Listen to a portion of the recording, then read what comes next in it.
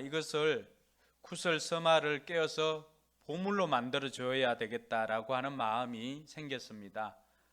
그래서 기회가 되면 우리 아이들이 했던 그것을 가지고 어떻게 편집을 할지는 또 고민을 하고 있는데, 어떤 형태로든 책을 만들어 보고 싶어요.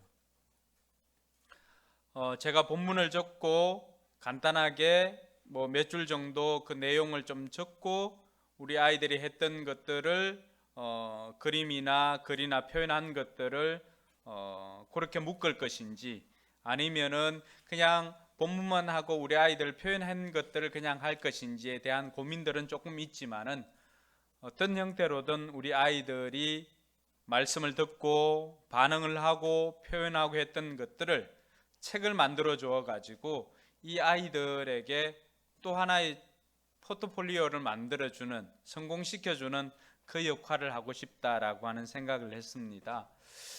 제가 이런 생각을 하게 된 것은 이번 그 휴가 기간 중에 곡성을 방문했습니다.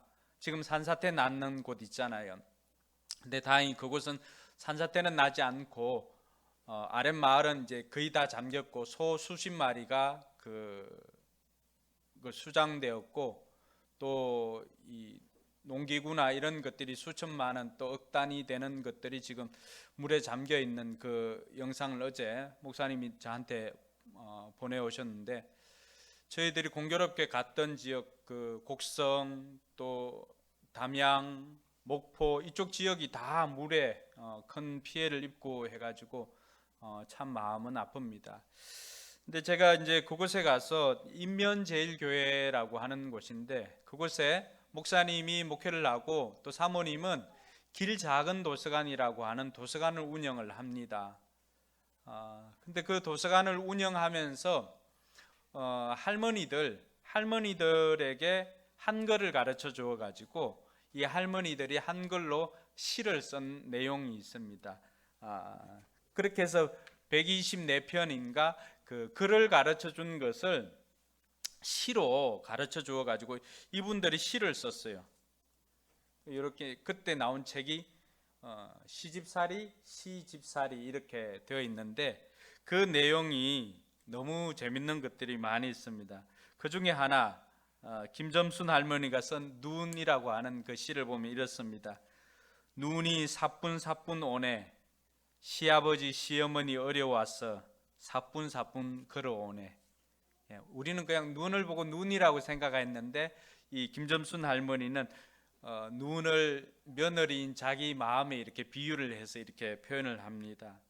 근데 그 내용들을 이렇게 보면은 그 하나하나가 그분들 사투리 있는 그대로 시라고 하지만 이분들의 삶인 것을 알 수가 있었습니다. 그래서 많은 분들이 또 그것을 찾기도 하고, 또 그렇게 해서 이 할머니들 이야기가, 여러분 오늘 가서 이렇게 한번 다운받아서 한번 보시면은 오늘 저녁이 굉장히 따스해질 것입니다. 부모님 생각도 나. 시인 할매라고 영화로 만들어졌습니다. 2019년 2월에 개봉을 했는데 시인 할매라고 영화가 만들어졌는데, 자식들이 어머니가 썼던 그 시를 보고 어머니가 왜 그렇게 생각했는지, 또 어머니가 나를 어떻게 생각했는지, 어머니가 보내온 시절들이 어떠했는지, 그러한 것들을 알고 서로 교통하고 또 함께 웃고 울고 하는 그런 내용들을 다큐멘터리 형태로지만 너무나 아름다운 영화로 만들어서 이렇게 상영을 했습니다. 그 배경이 되는 것이 이 시집살이라고 하는 책입니다. 그래서 제가 수요일 날 그곳에 이제 마침 오는데 재능 기부하라고 해서 설교를 하라고 부탁을 받았습니다. 저는 이제 할머니들만 있을 줄 알고 이 영화를 보고 본문도 마가복음 5장으로 이 할머니들, 청중들이 할머니들이니까 그분들에게 맞추어서 설교를 하려고 준비를 했습니다. 근데 가서 보니까 예배 시간이 이제 거의 다 되고 목사님한테 이렇게 듣기로는 할머니들은 요양원 가신 분도 있고 또 아파서 집에 계신 분도 있고 코로나 때문에 거의 못 나오시고 목사님 어머님만 혼자 나오시고 나머지는 다 청년들이 거기 앉아 있었습니다. 여러분, 거기에는 뭐 그야말로 시골 중에도 시골이었거든요. 근데 거기에 청년들이 있다는 거 보고는 깜짝 놀랐습니다. 예배 드릴 때 청년들이 한 10여 명 이렇게 앉아 있는 그들을 보면서 목사님과 사모님 통해서 왜 이 청년들이 이곳에 몰려드는지 그 이유를 알게 되었습니다. 그 청년들은 광주에서도 오고 순천에서도 오고 하였습니다. 그 도서관을 하면서 흙간 알지요? 흙간을 허물어 가지고 뼈대만 놔두고는 그 리모델링해서 이 청년들이 10명이 있어 협동조합을 만들어서 거기 카페를 운영을 합니다. 곡성군에서도 관광 안내를 할 때 이곳을 방문할 수 있도록 곡성군에서도 지원해 주는 사업도 있었고요. 그 청년들이 10명이 있어 자기네들끼리 그 흙간 거기에 뭐 작은 평수인데 그 도서관 바로 옆에 붙어 있더라고요. 거기에서 커피도 만들고 와플도 만들고 이렇게 해서 팝니다.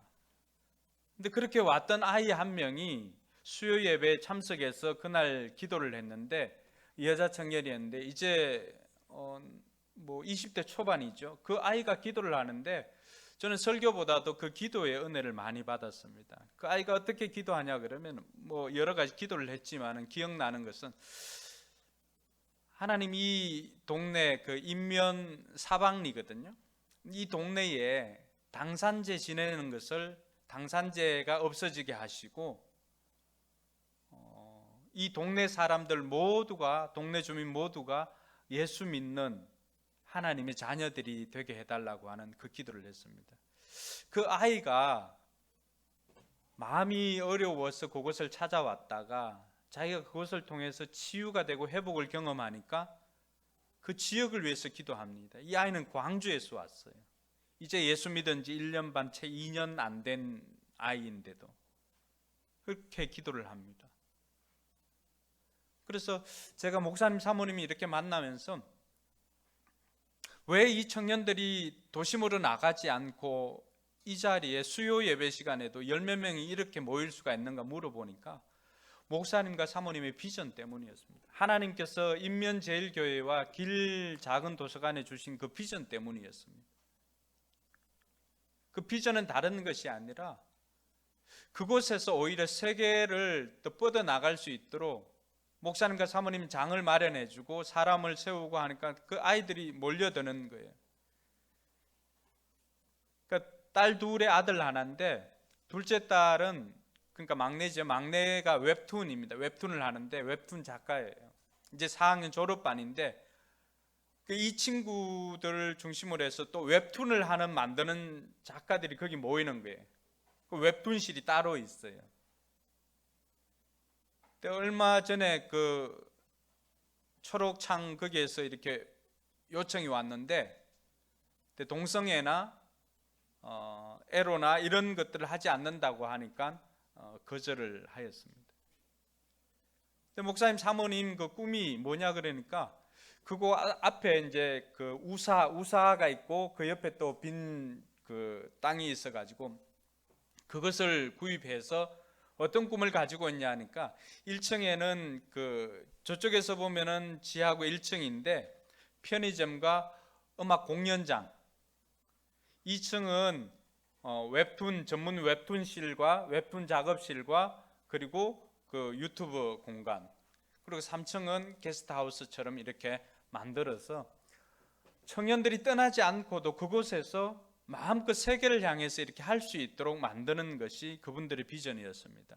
또 실제로 그 비전들이 이루어지는 것들을 보았고요. 주말에는 그 첫째 딸이 이제 음악을 전공을 했는데 그 친구들이 또 와서 그곳에서 음악회를 합니다.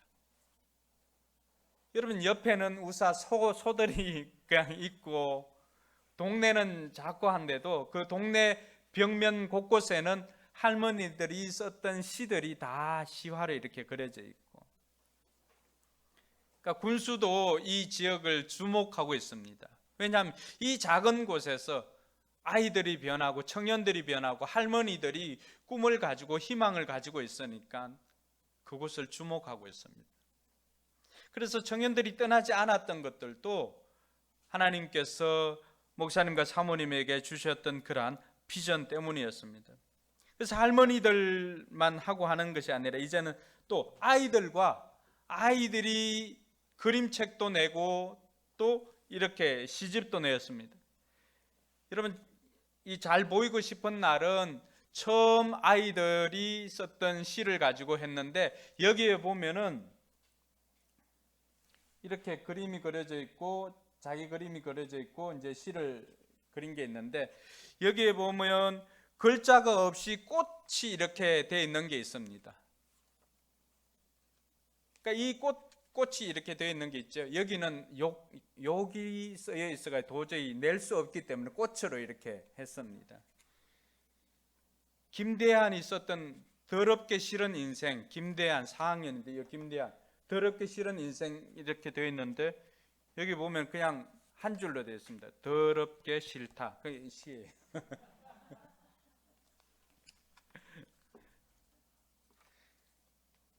여기 한 아이가 매미 김영범이라고 하는 아이가 쓴 이 매미라고 하는 시를 보면은 이건 퀴즈로 냈어야 되는데 매미 아니라고 한번 생각하고 한번 들어보십시오. 빗소리처럼 싸 삼겹살 굽는 소리처럼 지글지글 아이들 떠드는 소리처럼 웅성웅성 여름에 매달려서 우렁차게 친구들을 불러대고 있다. 뭘까요? 이렇게 제가 퀴즈를 한번 냈으면 좋았는데 매미라고 하는 시입니다. 아까 그 더럽게 싫다라고 하는 그 더러운 인생을 썼던 김대한이라고 하는 친구가 요게 처음 썼던 시집이고 이것이 나가고 이제 한 6개월 1년 정도 지나서 올해 이 혼자 먹는 메론빵이라고 하는 시집이 새로 나왔습니다. 두 번째 시집으로.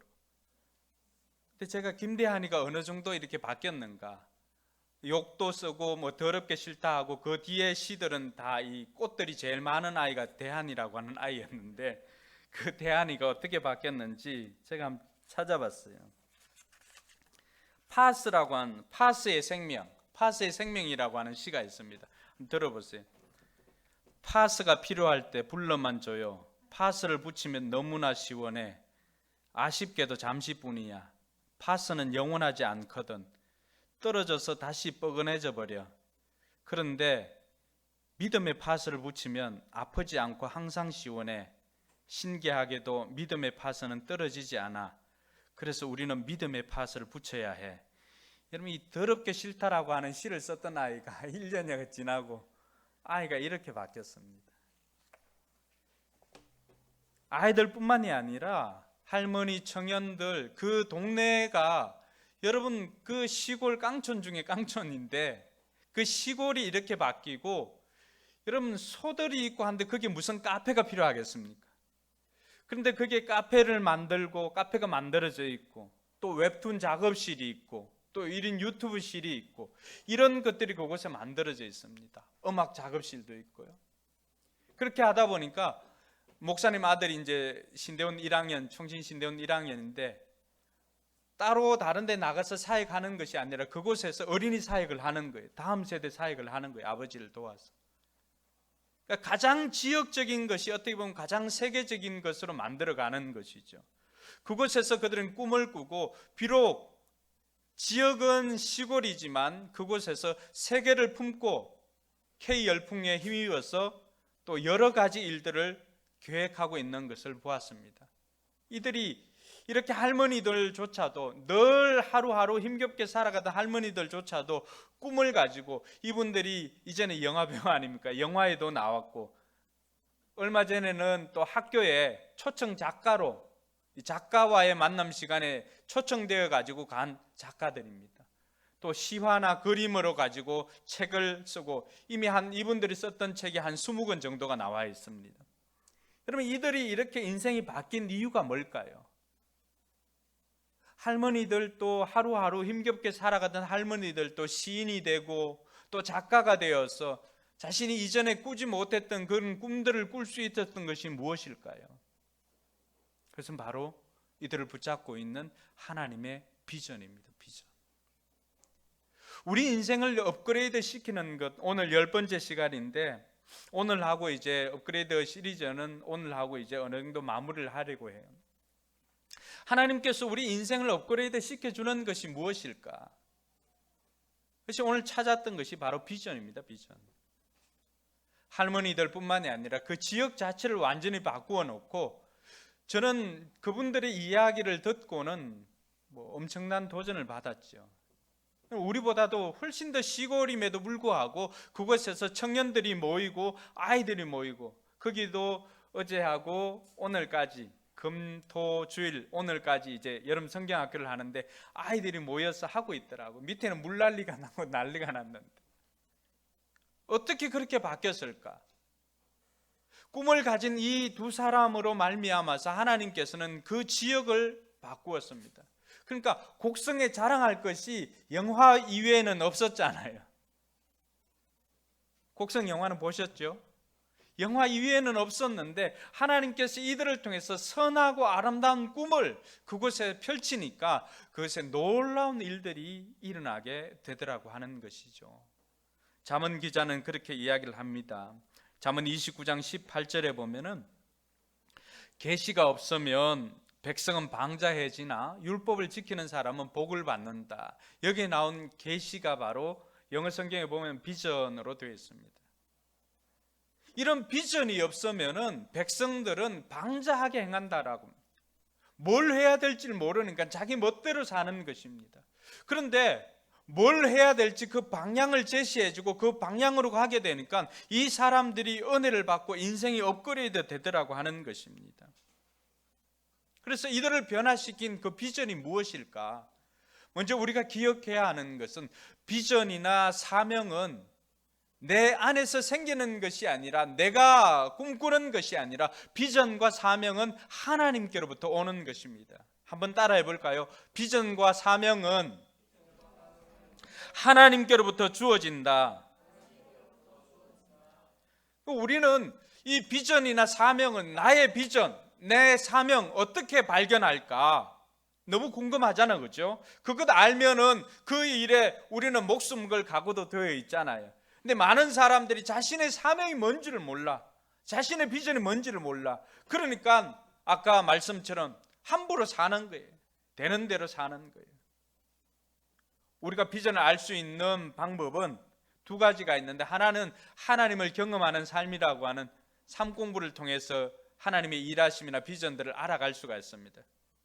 하나님을 경험하는 삶 지금 개설이 안 돼 있으니까 또 다른 방법은 뭘까라고 했을 때, 오늘 이 느헤미야를 통해서 우리가 알 수 있는 것은 하나님께서는 우리에게 필요를 보여주십니다. 필요.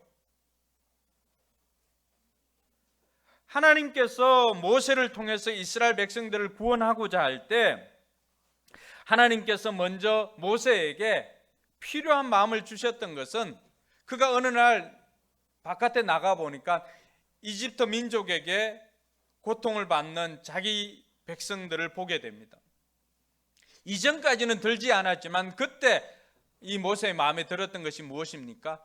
내 동족이 고통받는 것을 참지를 못하고 그들을 도와야 되겠다라고 하는 생각을 그때 가지게 됩니다. 그래서는 그 동족을 구하기 위해서 갔다가 이 이집트 사람을 죽이는 일까지도 생겼는데, 어쨌든 그 마음에 다른 사람 눈에는 안 띄이지만은 내 눈에는 띄는 것이 있습니다. 남들이 못 보는 필요가 내 눈에 띄는 것이 있습니다. 그래서 남들이 못 보는 필요가 눈에 띄는 것은 하나님께서 그 일을 내가 하라고 주신 것입니다. 여러분, 다 동일하게 눈에 띄는 것 아닙니다.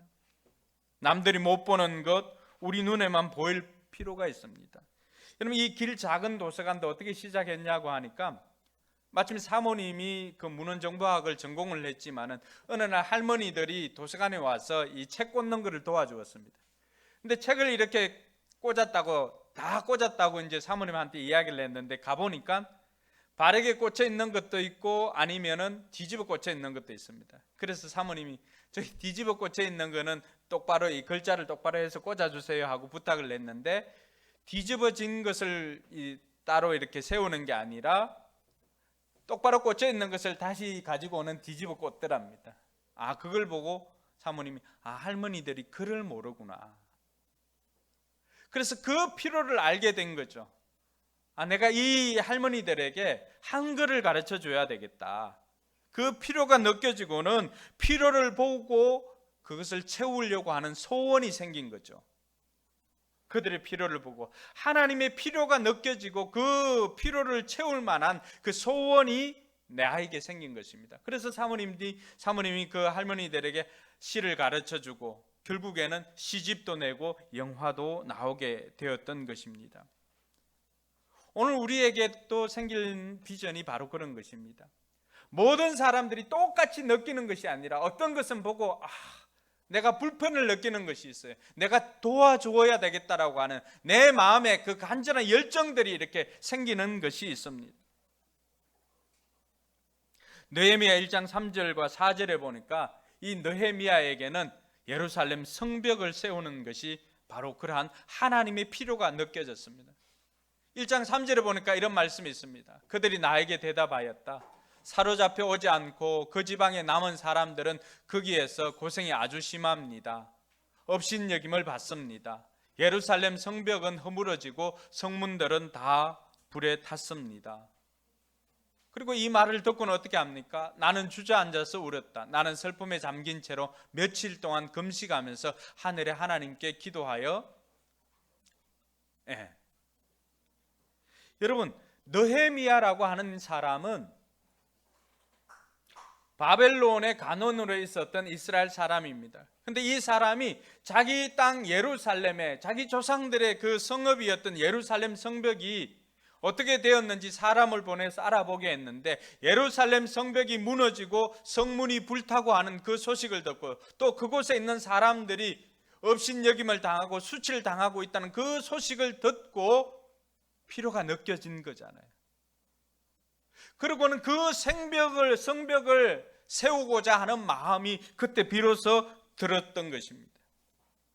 그리고는 오늘 말씀해 보니까 그것을 보고는 이제 생각만 하고 있다가 하나님 앞에 기도하여서 그 필요를 채울 수 있는 방법까지도 알게 되었습니다.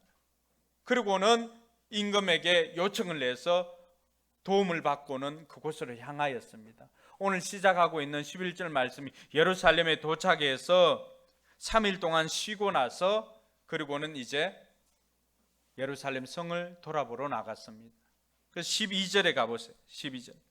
밤에 수행원 몇 명을 데리고 순찰에 나섰는데 여기서 뭐가 있습니까? 하나님이 나의 마음을 움직이셔서 예루살렘에서 일하도록 하신 것. 이게 뭘까요? 이게 하나님께서 느헤미야에게 주신 비전이자 사명입니다. 하나님께서 곡성에서 그 할머니들을 보면서 또 아이들을 보면서 가셨던 하나님께서 그 땅에서 일하라고 주셨던 그 마음, 하나님의 필요를 깨닫고 그 필요를 채울 만한 소원이 생기게 하는 것, 이것이 비전이라고 하는 것입니다. 이것은 우리를 하나님께서 부르실 때 그 장면과 크게 다르지 않습니다.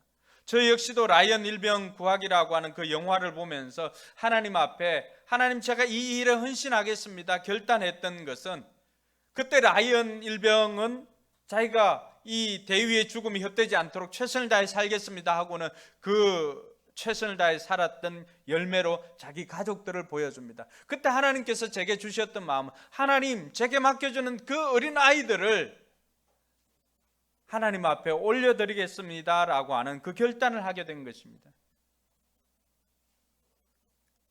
곡성에 있는 목사님 사모님이 할머니들과 어린아이들을 봤다면 저 역시도 하나님께서 주셨던 것은 바로 아이들에 대한 마음이었습니다. 아이들에 대한 마음. 그 아이들을 보면서 또 우리 학원에 교회로 온 아이들을 보면서 이 아이들의 상태나 또 이 아이들의 마음이나 이런 것들을 보면서 더 이 아이들을 도와야 되겠다라고 하는 마음이 들었습니다. 어떻게 하면 이 아이들을 성공시키지? 하나님의 필요가 느껴질 뿐만 아니라 그 필요를 내가 채워줘야 되겠다라고 하는 소원이 생기기 시작했습니다. 이것이 하나님께서 우리에게 주신 비전이다라고 하는 것을 깨닫게 되었습니다. 그래서 그렇게 결과물들을 보니까 우리 또한 이 아이들을 성공시켜 줘야 되겠다라고 하는 그 마음을 가졌는데, 마침 장로님이 오늘 지난번 아이들이 했던 이 설교를 듣고 글을 쓰고 그림을 그렸던 그것을 가지고 왔습니다. 그걸 보는 순간에 바로 떠올랐습니다. 바로. 왜요? 오늘 느헤미야에게 주셨던 거, 하나님이 나의 마음을 움직여서 예루살렘에서 일하도록 하신 것, 하나님께서 우리의 마음을 움직여서 이곳에서 하게 하신 것이 느껴졌기 때문입니다. 할렐루야. 하나님께서 보이게 하시는 것, 하나님께서 느끼게 하시는 것, 그리고 그 일들을 채울 수 있는 그 마음이, 소원을 채울 수 있는 그 마음이 우리에게 주어졌을 때 우리는 그것을 비전이라고 말합니다. 비전. 그래서 17절에 가보면은 이 느헤미야가 이제 예루살렘 성을 다 둘러보고 폐허가 된 그것을 둘러보고 난 다음에 2장 17절에 보니까 뭐라고 말합니까? 이렇게 둘러보고 난 다음에 나는 비로소 관리들에게 말하였다. 여러분이 아는 바와 같이 우리는 지금 어려움에 빠져 있습니다. 예루살렘은 폐허가 되고 성문들은 불탔습니다. 이제 예루살렘 성벽을 다시 쌓읍시다. 여러분, 이것이 느헤미야 개인의 욕망입니까? 느헤미야는 예루살렘으로 오지 않아도 바벨론에서 그는 이미 고위 관직에 있기 때문에 그곳에서 다시금 예루살렘으로 오지 않아도 됩니다. 바벨론에서는 고위 관직에 있고 항상 이 왕의 술 맡은 관원이기 때문에 왕의 최측근입니다. 그러니까 자기는 거기에 대한 삶의 불편을 못 느낍니다. 그러나 하나님께서 그 마음을 움직여서 자기는 호의호식하면서 있지만은 하나님의 땅이, 하나님의 성벽이, 하나님의 백성들이 수치를 당한 것을 보고 그 마음에 그 피로를 채워야 되겠다라고 하는 간절한 마음의 소원을 하나님께서 부어주셨던 것이죠. 그러니까 이것이 느헤미야의 비전이 아니라 하나님의 비전인 것입니다. 할렐루야. 오늘 저와 여러분들이 우리가 다음 세대를 살리고 다음 세대를 세우고자 하는 것이 목사 개인의 욕심이 아니라고 하는 것입니다. 하나님께서 우리를 통해서 이루고자 하는 것은, 하나님의 비전은 우리 교회를 통하여서 하나님께서는 다음 세대를 세우라고 하는, 무너진 다음 세대를 다시금 세우라고 하는 그 강력한 비전을 우리에게 주신 것을 믿으시기 바랍니다. 그래서 하나님께서는 예루살렘 성벽을 쌓는 그 일을 느헤미야에게 맡겼던 것입니다. 느헤미야는 그 백성들에게 이제 예루살렘 성벽을 다시 쌓읍시다라고 하면서 그 비전을 제시하였던 것을 볼 수가 있습니다. 이렇게 비전을 받은 사람은 자기만 간직하는 것이 아니라 그것을 가지고 하나님 앞에 기도할 뿐만이 아니라 그 비전을 백성들에게 공유하는 것이 필요합니다. 오늘 18절 말씀에 보니까 예루살렘 성벽을 다시 쌓읍시다 말할 뿐만이 아니라 18절에 하나님께서 그동안에 어떻게 이끌어 왔는지를 이야기를 합니다. 같이 읽겠습니다. 나는 또한 나의 하나님이 선하신 손길로 나를 잘 보살펴 주신 일과 왕이 나에게 한 말을 그들에게 말하였다. 그랬더니 그들은 공사를 시작하겠다고 나에게 다짐하였고 힘을 내어 기꺼이 그 보람 있는 일을 시작하였다. 할렐루야. 여러분, 비전을 받은 사람은 그 비전을 자기만 간직하는 것이 아니라 그 비전을 바라보고는 함께할 동역자들에게 그 비전을 공유해야 합니다. 그 비전을 공유할 때 비로소 그 사람들이 하나님께서 주시는 비전에 공감하고 하나님께서 주신 그 비전에 동참해서 그 일에 함께할 수가 있었던 것입니다. 할렐루야. 곡성에서도 마찬가지였어요. 목사님과 사모님을 통하여서 두 사람 그리고 세 자녀를 통하여서 꾸게 하신 그 꿈들을 주변에 있는 친구들, 주변에 있는 사람들과 함께 나누기 시작했을 때 이 사람들이 동참하여서 처음 시작할 때는 헛간과 같은 그런 옛날 6.25 사변 때 지어졌던 그런 오래된 집에서 시작했지만 이제는 정말로 번듯하게 자리 잡아 있는 그 모습을 보고 왔습니다. 비전을 제시하고 비전을 공유하니까 그 사람들이 함께 하겠다고, 그 일에 동참하겠다고 일어났던 것을 봅니다. 오늘 느헤미야에게도 마찬가지죠. 느헤미야가 하나님께서 예루살렘 성벽을 세웁시다, 다시 세웁시다라고 하는 그 비전을 제시했을 때 느헤미야 이야기를 듣고 있던 그 주변에 있던 백성들이 함께 일어나서 결국 이들과 함께 느헤미야는 예루살렘 성벽을 52일 만에 완성할 수가 있었던 것입니다. 할렐루야. 사랑하는 성도 여러분, 오늘 저와 여러분들에게도 이런 은혜가 있기를 주님의 이름으로 축원합니다.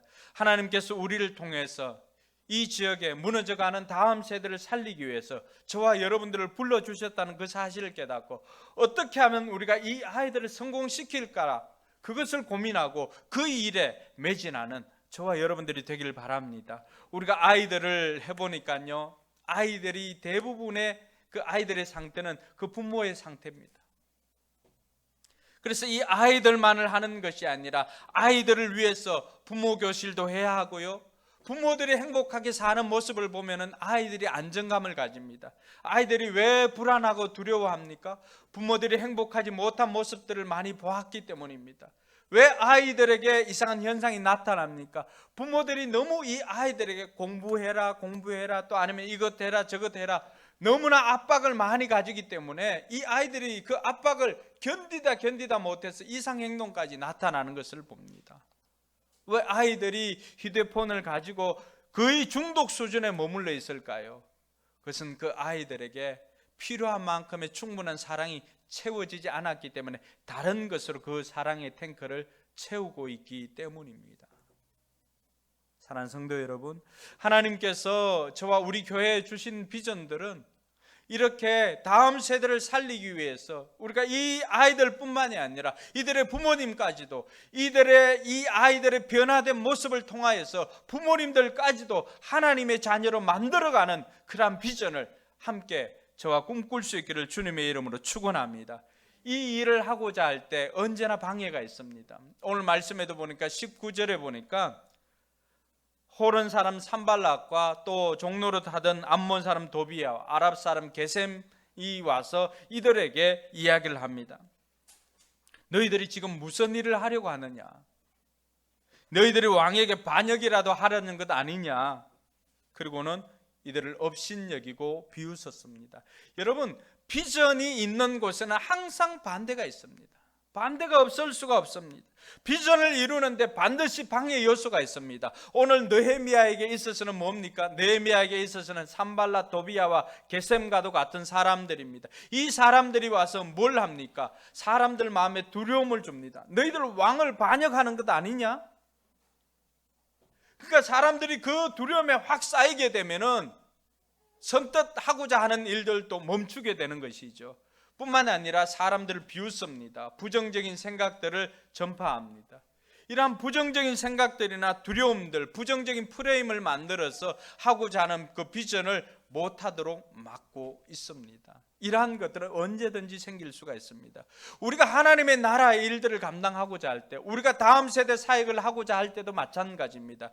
여러 가지 우리 주변에 부정적인 프레임들이 만들어져 있습니다. 부정적인 방해 요소들이 있습니다. 그러나 그러한 것들이 있음에도 불구하고 오늘 느헤미야는 이때 필요한 것은 믿음임을 이야기를 해줍니다. 하나님께서 어떻게 행하셨는지 오늘 20절 말씀을 보면 같이 한번 읽어볼까요? 내가 나서서 그들에게 대답하였다. 하늘의 하나님이 우리를 위하여 이 일을 꼭 이루어 주실 것이요, 성벽을 다시 쌓는 일은 그분의 종인 우리가 해야 할 일이요, 예루살렘에서는 당신들이 차지할 몫이 없어 주장할 권리도 기억할 만한 전통도 없소 라고 하면서 당당하게 외쳤습니다. 느헤미야야말로 이 어려운 방해 요소를 알고도 하나님께서 행할 것이라고 하는 신실한 믿음으로 그것을 극복하고 기도로 승리했던 것을 보게 됩니다. 사랑하는 성도 여러분, 이 비전을 이룸에 있어서 여러 가지 방해 요소들이 있음에도 불구하고 우리의 믿음을 통하여서 이러한 것들을 극복하고 하나님의 아름다운 나라를 세워가는 저와 여러분들이 되길 주님의 이름으로 축원합니다. 그럼 이렇게 하기 위해서 우리에게는 뭐가 필요할까? 첫 번째는 하나님께 필요한 것을 구하는 것입니다. 오늘 2장 4절과 8절에 보니까 여러분, 하나님께서 느헤미야에게 그 안타까운 마음을 느끼게 하시고 그 피로를 느끼게 하시고 피로를 채울 만한 소원을 하나님께서 주셨습니다. 그때 느헤미야는 그 피로를 채우려고 하나님 앞에 기도하면서 그 일을 진행했습니다. 여러분, 느헤미야는 바벨론에 있지만은 예루살렘 성은 어디에 있어요? 예루살렘에 있잖아요. 근데 그곳에 다 성이 무너지고 하니까 이 느헤미야가 그 일을 가지고 기도하고 하나님께 은혜를 구하고 했을 때 하나님께서는 먼저 그 아닥사스다 왕의 마음을 움직여 주었습니다. 그리고 어느 날 아닥사스다 왕이 이렇게 나왔는데 느헤미야가 이렇게 찾아옵니다. 찾아왔을 때 느헤미야가 왕 앞에 섰는데 왕이 묻습니다. 2장 2절에 보니까 안색이 좋지 않구나, 아픈 것 같지는 않은데 무슨 걱정되는 일이라도 있느냐라고 물었습니다. 여러분, 왕 앞에 나섰을 때 신하가 안색이 좋지 않으면 그것만으로도 죽음입니다. 왕을 걱정시켰다고 했어요. 그래서 왕 앞에는 금식해서 나가는 것조차 얼굴이나 이런 근심되게 보이니까 다 죽음의 이유가 됩니다. 에스더 왕비가 나갔던 것도 뭡니까? 금식하면서 나가게 되면 어떻게 돼요? 그 얼굴이 초췌해지니까 그것만으로도 왕에게 근심되는 일이니까 죽음의 사유가 됩니다. 그래서 에스더가 죽음을 각오하고 죽으면 죽으리다 라고 하고 나갔던 것이죠. 오늘 이 느헤미야도 그렇게 얼굴에 수색이 가득하면 왕으로서는 죽여도 무방할 일입니다. 그럼에도 불구하고 왕이 한 번 더 물었던 것은 그만큼 느헤미야가 최선을 다했던 것을 볼 수가 있죠. 왕이 물었을 때 드디어 이 느헤미야가 가슴에 담았던 하나님의 피로를 채우고자 하는 그 마음을 토설합니다. 내 조상들의 성읍이 다 무너져 있는데 하나님께서 내게 마음을 주셔가지고 그 성읍을 다시 세울 만한 마음이 들었습니다. 그러니까 왕이 묻습니다. 그럼 내가 뭘 해주면 되느냐라고 했을 때 느헤미야가 기도를 하였던 것은 성을 세울 만한 나무를 주십시오라고 요청을 했습니다. 오늘 우리가 기도해야 될 이유가 여기에 있습니다. 하나님 우리에게도 우리 아이들, 우리 다음 세대를 제대로 키울 수 있는 땅도 주시고 건물도 주시고 해야 하는, 기도로 구해야 하는 이유가 여기에 있습니다. 하나님께 은혜를 구할 때 하나님께서 이방 왕의 마음도 흔들어 주시는 그 하나님께서 우리 주변에 있는 사람들의 마음을 움직여 주시고 해서 우리가 구할 때 땅도 주고 건물도 주실 줄로 믿습니다. 우리가 믿음으로 구해야 하는 이유입니다. 느헤미야는 필요만 느끼고 있었던 것이 아니라 그 필요를 가지고 하나님 앞에 기도함으로 말미암아 구체적으로 왕이 뭘 해줄까라고 했을 때 땅도, 그리고 그 건물을 지을 수 있는 성벽 지을 수 있는 나무도 이러한 것들을 요구할 수가 있었던 것입니다. 그러니까 왕이 9절에 보니까 그러한 나무들도 제공해 줄 뿐만 아니라 바벨론에서 예루살렘으로 오는 그 먼 길을 함께 갈 수 있도록 조서를 내려주고 말과 함께 기병대까지도 붙여주셨다는 사실입니다. 할렐루야. 항상 하나님께서는 우리가 구하는 것보다도 그 이상으로 공급해 주시는 하나님이십니다. 하나님께서 우리가 하나님의 비전을 이루면서 결단하고 나아갈 때 하나님께서는 우리의 필요보다도 우리를 더 잘 아시는 하나님께서 넉넉하게 공급하여 주심을 믿으시기 바랍니다. 둘째로 우리가 살펴볼 것은 함께 그 일에 동참하는 동력자를 구하는 것입니다. 여러분, 하나님의 비전은 한 사람에게 주시는 비전이라 할지라도 그 사람만 가지고 이루어지는 것이 아닙니다. 언제나 그 일을 이룰 동력자들이 함께 있었다는 사실입니다. 느헤미야도 하나님께서 비전을 받은 것은 느헤미야지만, 예루살렘 성벽을 세우라고 하는 비전을 받은 것은 느헤미야였지만, 그러나 느헤미야 혼자서 그 성벽을 세울 수 있는 것은 아니었습니다. 그가 이 비전을 제시했을 때 18절에 보니까 우리가 그 일에 동참하겠습니다, 내가 그 일을 하겠습니다 라고 하는 18절 그 하반절에 보면은 백성들이 어떻게 말합니까? 그들은 공사를 시작하겠다고 나에게 다짐하였고 힘을 내어서 기꺼이 그 보람 있는 일을 시작하였다고 말하고 있습니다. 느헤미야가 그들을 비전을 제시하였을 때 그들은 그 비전을 받아들고는 함께 그 일에 동참하는 동력자가 되겠다고 그렇게 고백을 하였던 것입니다. 그 동력자들이 함께 할 때 비로소 이 일들을 이룰 수가 있습니다. 그러나 그들이 함께 하겠다고 나섰던 그 사람들은 느헤미야의 동력자가 아니라 하나님의 동력자인 것을 믿으시기 바랍니다. 하나님께서 오늘 우리에게 주시는 다음 세대를 향하는 그 비전을 받고 함께 그 일에 동참하는 여러분들은 우리의 동력자뿐만이 아니라 결정적으로 누구의 동력자가 됩니까? 하나님의 비전을 이룰 하나님의 동력자임을 말해주고 있습니다. 그래서 바울은 우리는 하나님의 동력자라고 하는 그런 고백을 합니다. 이 자리에 앉아있는 앞뒤 좌우로 앉아있는 분들을 축복해 줍시다. 우리는 하나님의 동력자입니다.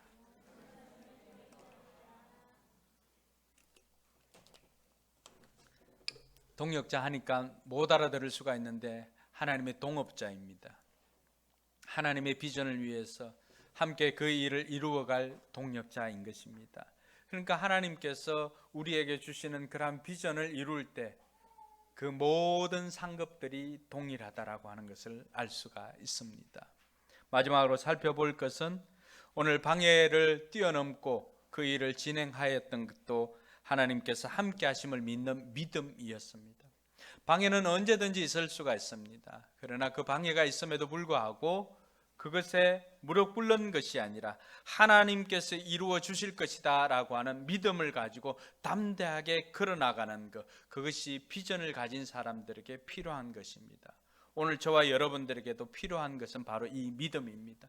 상황이나 현실을 보면 무너지고 황폐되어져 있고 더 이상 어떤 소망도 없을 것 같지만, 그러나 그 자리에 누가 함께 하십니까? 하나님이 함께 하십니다. 하나님이 함께 하실 때 무너졌던 그 성벽, 또 타버렸던 그 성문, 그 모든 것들이 52일 만에 완성이 되었던 것처럼 하나님께서 우리 다음 세대를 세우기 위해서 우리에게도 이러한 은혜, 이러한 복을 주실 줄로 믿습니다. 그 일을 위해서 함께 믿음으로 달려가는 저와 여러분들이 되길 주님의 이름으로 축원합니다. 기도하겠습니다.